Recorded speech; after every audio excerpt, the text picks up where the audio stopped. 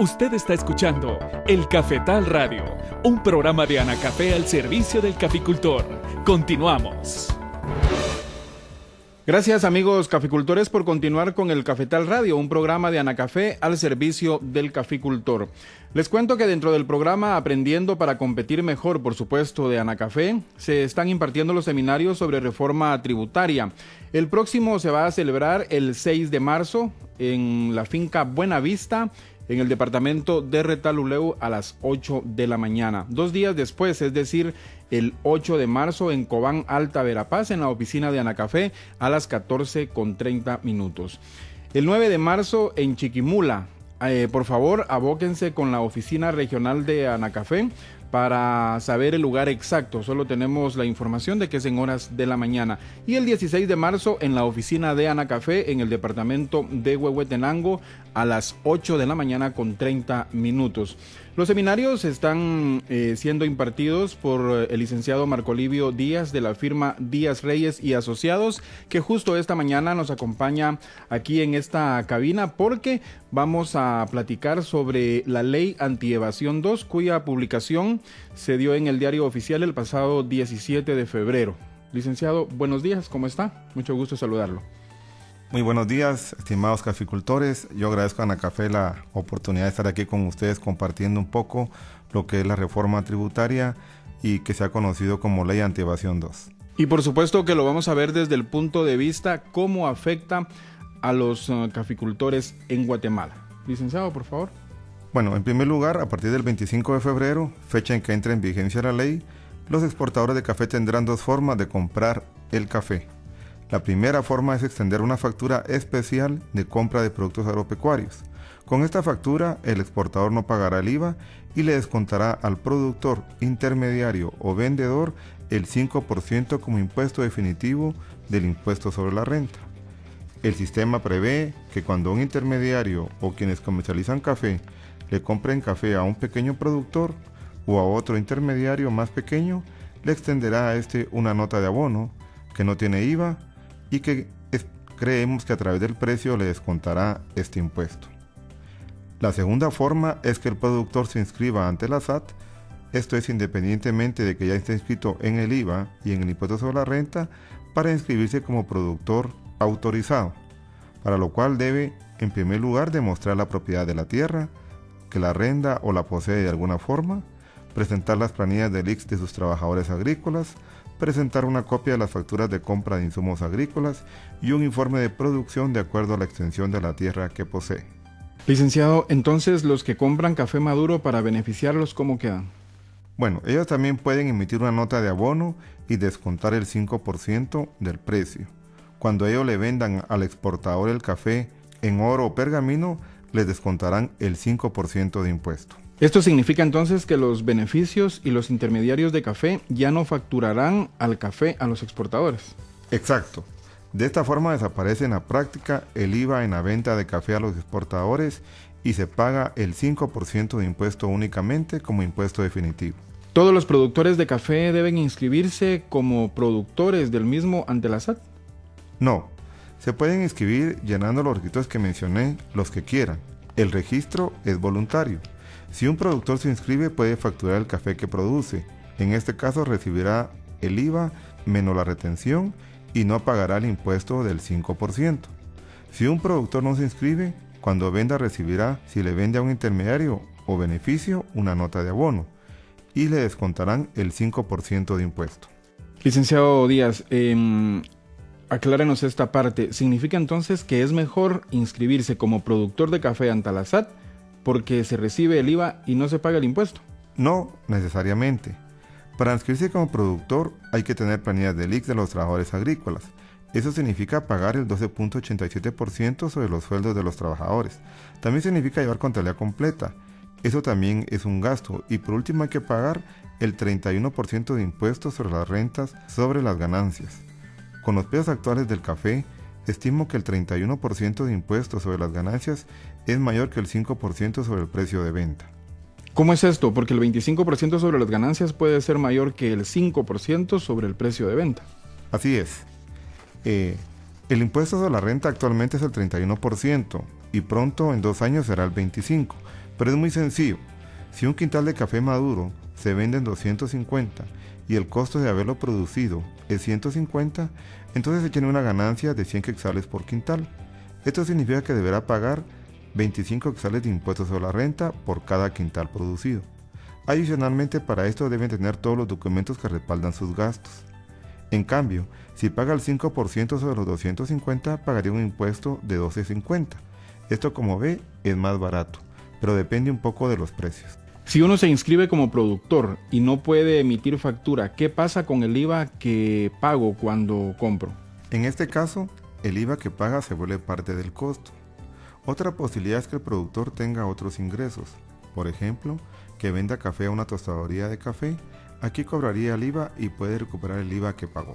¿Y cómo quedan los pequeños contribuyentes? Bueno, los pequeños contribuyentes ya no pueden facturar café si no están inscritos como productores.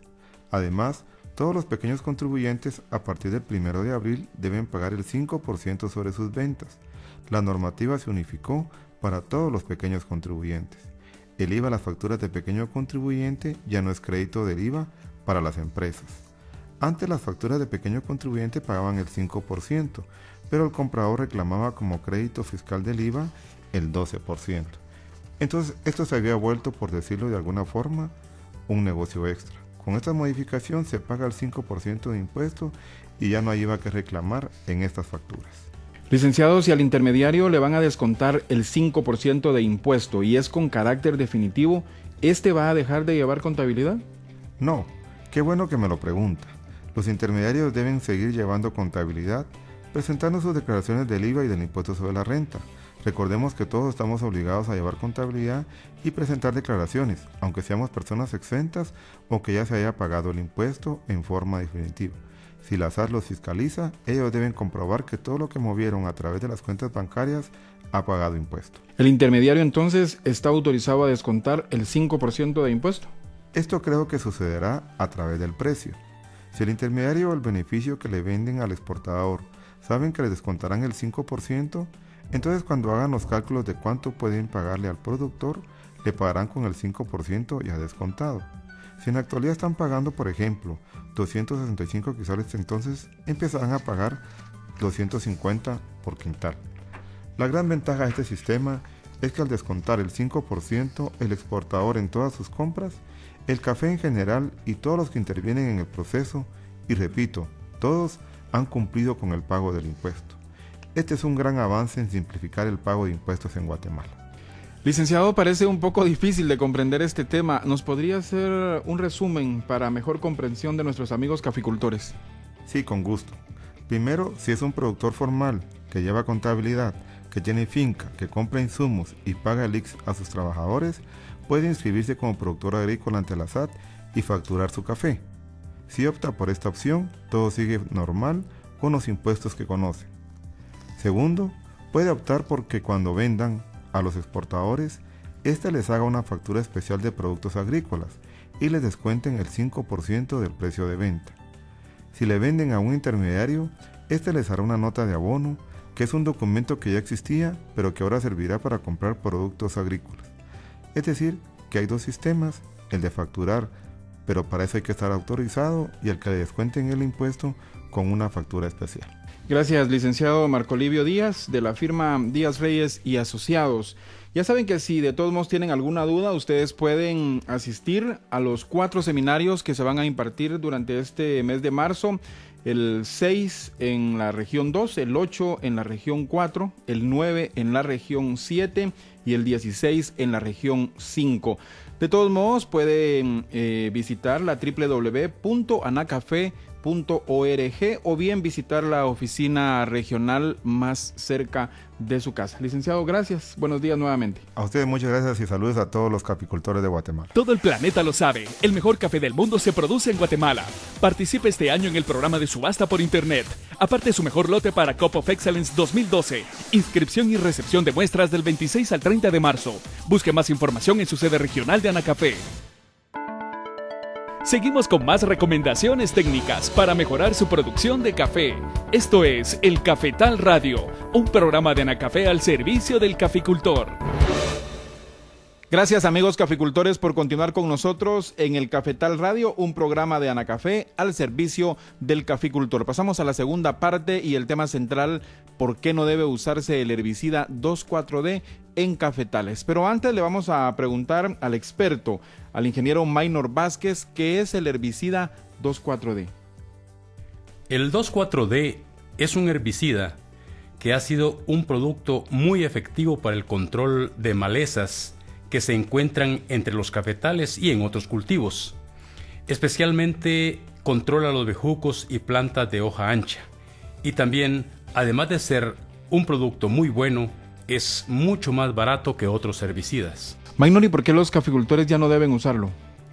Hay algunos productos químicos usados en la agricultura que, después de aplicados en las plantas que no deseamos que estén entre cualquier cultivo, pueden entrar por las raíces y transportarse dentro de la planta y luego acumularse en los granos, donde permanecerán como residuos del químico. Entonces, lamentablemente, este es el caso que se presenta con las aplicaciones en cafetales del herbicida 2,4-D, ya sea aplicado solo o en mezclas con otros herbicidas, como normalmente es utilizado. ¿Y existe algún reclamo de un país comprador de nuestro café?